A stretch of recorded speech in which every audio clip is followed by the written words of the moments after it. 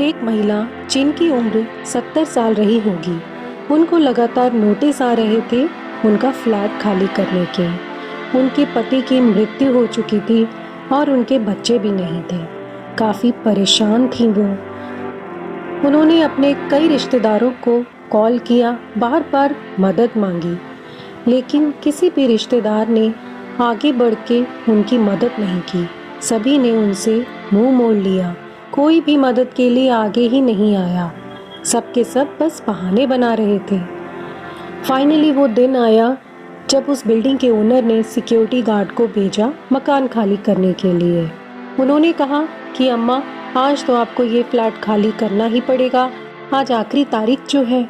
अम्मा को कुछ समझ नहीं आ रहा था कि वो क्या करेंगी, कहाँ जाएंगी, कैसे अपना गुजारा करेंगी, कैसे इस परेशानी से बाहर निकलेंगी।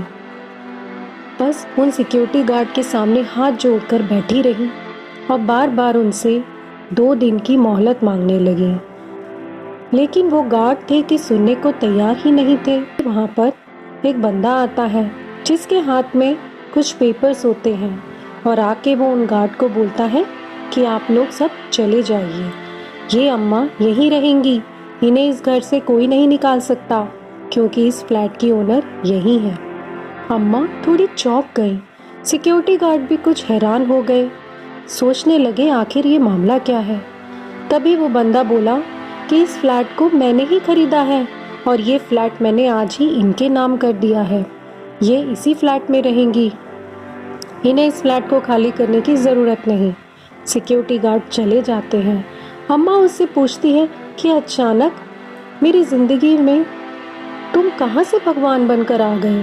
तभी वो बंदा उन्हें बताता है कि आपको याद है 30 साल पहले आप और आपके पति एक गली से जा रहे थे और मैं कोने में खड़ा हुआ लोगों से मदद मांग रहा था। मेरी फैमिली में कोई नहीं बचा था, सब मुझे छोड़कर इस दुनिया से चले गए थे। मैं एकदम अकेला पड़ गया था। मैंने लोगों से बहुत रिक्वेस्ट करी कि मुझे थोड़े से पैसों की मदद कर दें, किसी ने मेरी बात नहीं सुनी। आपके पति ने भी आपसे बोला कि इसे बिल्कुल पैसा मत देना, ये तो सिर्फ नाटक कर रहा है, ज़रूर इसे शराब पीनी होगी, नशा करना होगा। और आपके पति भी आगे बढ़ गए, लेकिन आप वहीं पर खड़ी रहीं। आपने मुझ पे विश्वास किया और अपने बैग से जितने भी पैसे आपके पास थे आपने मुझे दे दिए और कहा अपना ख्याल रखना। मैं किस शब्द में आपका धन्यवाद करता मुझे समझ ही नहीं आया। आपके नाम के सिवा मुझे कुछ पता ही नहीं था और आप वहाँ से चली गई थी। इन 30 सालों में मैंने उन थोड़े से पैसों से अपनी पढ़ाई करी, अपनी ज़िंदगी को संवारा और आज रियल एस्टेट के सेक्टर में बहुत बड़ा बिजनेसमैन हूँ। मकान खाली करने वाले लोगों की लिस्ट में आपका नाम देखा तो मैं चौंक गया और मुझे आपका ध्यान आया और बस मैं फटाफट यहाँ पहुँचा और ये फ्लैट आपके नाम कर दिया।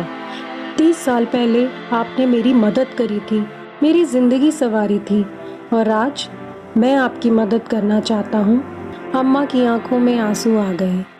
बोली, अरे मुझे तो कुछ याद ही नहीं था, तूने इतने सालों तक इतना सब कुछ कैसे याद रखा। ये कहते ही अम्मा ने उस इंसान को गले से लगा लिया। दोस्तों, ये एक छोटी सी कहानी है जो हमें ये बताती है कि हमारे अच्छे कर्म कभी भी वेस्ट नहीं जाते। ये लॉ ऑफ कर्मा है जो एक ना एक दिन लौट के ज़रूर आता है।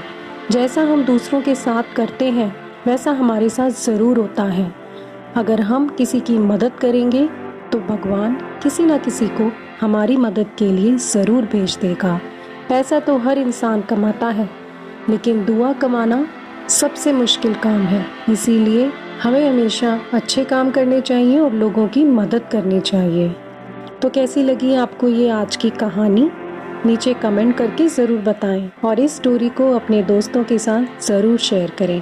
आपका कीमती वक्त देने के लिए बहुत बहुत धन्यवाद।